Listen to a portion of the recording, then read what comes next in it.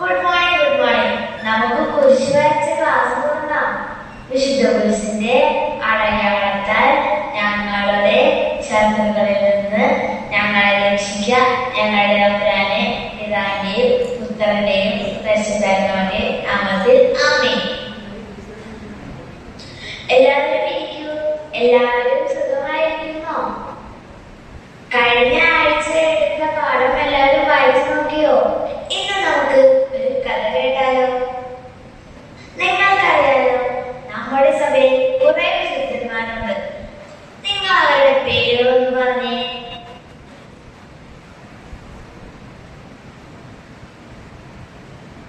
Okay. ഇന്ന് നമ്മൾ പഠിക്കാൻ പോകുന്നത് ഒരു വിശുദ്ധനെ കുറിച്ചാണ്. വിശുദ്ധ ജോൺ പോൾ രണ്ടാമൻ പാപ്പ. പത്രോസ്ലീഹ കഴിഞ്ഞാൽ എത്രാമത്തെ പാപ്പയാണ് ജോൺ പോൾ രണ്ടാമൻ പാപ്പ എന്നറിയാമോ? Very good. 263 പാപ്പയാണ് വിശുദ്ധ ജോൺ പോൾ രണ്ടാമൻ പാപ്പ. 1920 മെയ് 18 എലീമിയ കരോൾ വൈറ്റി ദമ്പതികളുടെ ഇളയ മകനായി പോളണ്ടിലാണ് പാപ്പ ജനിച്ചത്. കരോൾ ജോസ് വൈറ്റീവ എന്നായിരുന്നു പാപ്പയുടെ പേര്. എന്തായിരുന്നു പാപ്പയുടെ പേര്? കരോൾ ജോസ് വൈറ്റീവ. പാപ്പയുടെ അമ്മ പാപ്പയ്ക്ക് 9 വയസ്സുള്ളപ്പോൾ മരിച്ചു. അപ്പനും സഹോദരങ്ങളും വളരെ ചെറുപ്പത്തിൽ തന്നെ മരണപ്പെട്ടു. അമ്മ മരിച്ചപ്പോൾ പാപ്പയുടെ അപ്പൻ പരിശുദ്ധ അമ്മയെ ചൂണ്ടിക്കാണിച്ച് ഇതാണ് നിന്റെ അമ്മ എന്ന് പറഞ്ഞ് മാതാവിലുള്ള വിശ്വാസം പാപ്പയ്ക്ക് ചെറുപ്പത്തിൽ തന്നെ കൊടുത്തിരുന്നു. നിങ്ങളും പരിശുദ്ധ അമ്മയോട് പ്രാർത്ഥിക്കാറുണ്ടോ? ഈ കഴിഞ്ഞ ഒക്ടോബർ മാസത്തിൽ വികാരിയച്ഛൻ തന്ന പദ്ധതി ഉപയോഗിച്ച് നിങ്ങൾ പ്രാർത്ഥിക്കാറുണ്ടോ? ഒരു ദിവസം നിങ്ങൾ എത്ര നല്ല നിറഞ്ഞങ്ങളെയും വെച്ച് ചെല്ലാറുണ്ട് എന്ന് പറഞ്ഞേ. Very good. നിങ്ങൾ എത്ര പേര് എല്ലാ ദിവസവും പള്ളിയിൽ വരാറുണ്ട്? എല്ലാ ദിവസവും കുർബാനയിൽ പങ്കെടുക്കുന്നവർ ഒന്ന് കൈവക്കെ. മിടുക്കൻ.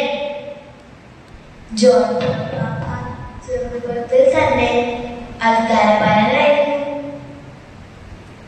എല്ലാ ദിവസവും വിശുദ്ധ കുർബാനയിൽ പങ്കെടുത്തിരുന്നു. നമ്മുടെ ജീവിതത്തിൽ ദൈവത്തിന് ഒന്നാം സ്ഥാനം കൊടുത്താൽ ദൈവം നമ്മെ തീർച്ചയായും അനുഗ്രഹിക്കും.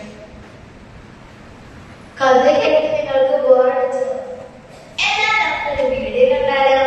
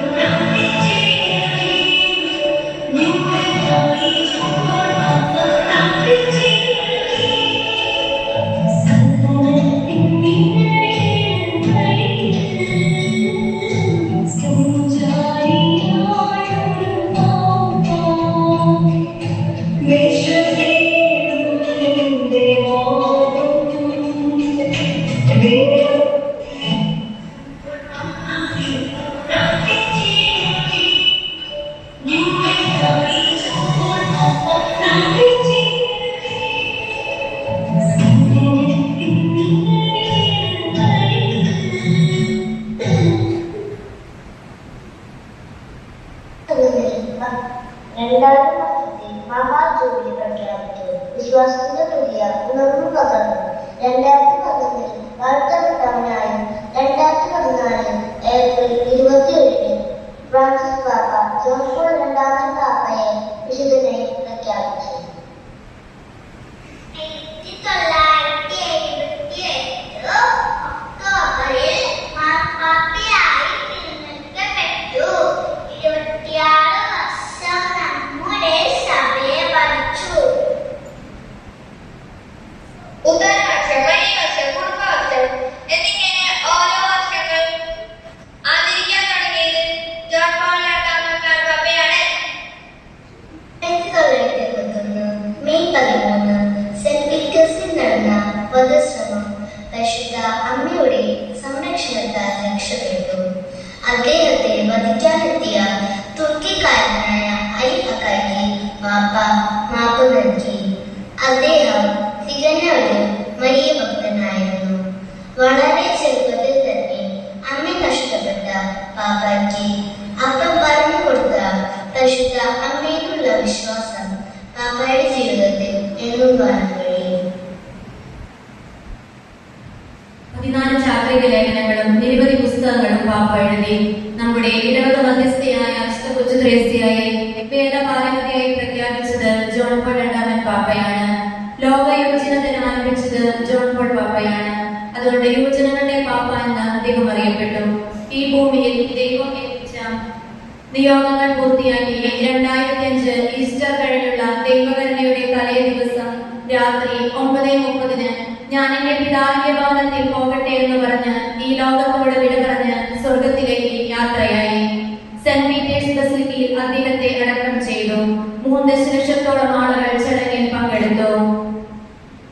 ഓണത്തിൽ ജനിച്ച് അപ്പനും അമ്മയും സഹോദരങ്ങളും മരിച്ചു കഴിഞ്ഞപ്പോൾ ജീവിക്കാൻ വേണ്ടി പാറമടയിൽ തല്ലിപൊട്ടിക്കാൻ പോയി. പാപ്പ സംഭവമായ ജീവിതഘട്ടങ്ങളിലൂടെ കടന്ന് 26 വർഷവും 168 ദിവസവും കത്തോലിക്ക സഭയുടെ അമരക്കാരനായി ജോൺ പോൾ രണ്ടാമൻ പാപ്പ ഇന്നും ജനങ്ങളുടെ മനസ്സിൽ മായാതെ നിൽക്കുന്നു. ഈ വിശുദ്ധന്റെ ജീവിതം നമുക്ക് ഒരു മാതൃകയും പ്രചോദനമാകട്ടെ എന്ന്